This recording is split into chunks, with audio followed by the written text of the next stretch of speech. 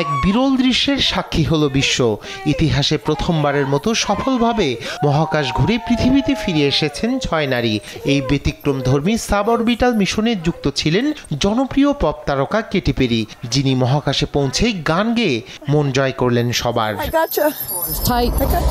মিশনটি পরিচালনা করেছে জেফ বেজোসের মহাকাশ কোম্পানি ব্লু অরিজিন এবং এটি ছিল তাদের নিউ শেপার্ড প্রোগ্রামের NS-31 নামের সর্বশেষ ফ্লাইট। সোমবার যুক্তরাষ্ট্রের ওয়েস্ট টেক্সাসের লঞ্চ সাইট 1 থেকে স্থানীয় সময় সকাল 8:30 মিনিটে রকেটটি উৎক্ষেপণ করা হয়। প্রায় 11 মিনিটের এই মহাকাশ যাত্রায় অংশ নেন 6 জন নারী, যারা এক সময়ের জন্য ওজনহীনতার অভিজ্ঞতা নিয়ে উপভোগ করেন পৃথিবীর অপূর্ব দৃশ্য।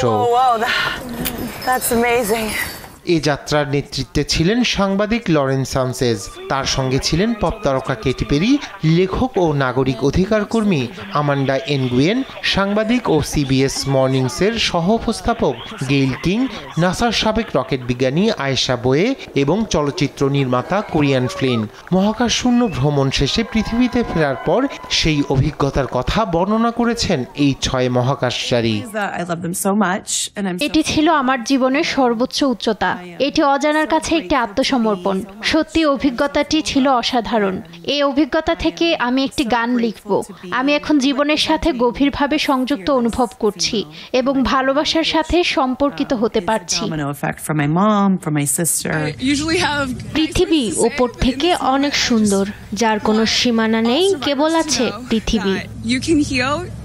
মহাকাশ অভিযানের ইতিহাসে এই অল উইমেন ফ্লাইট নারী নেতৃত্বে একটি নতুন অধ্যায় সূচিত করল বলে মত বিশ্লেষকদের।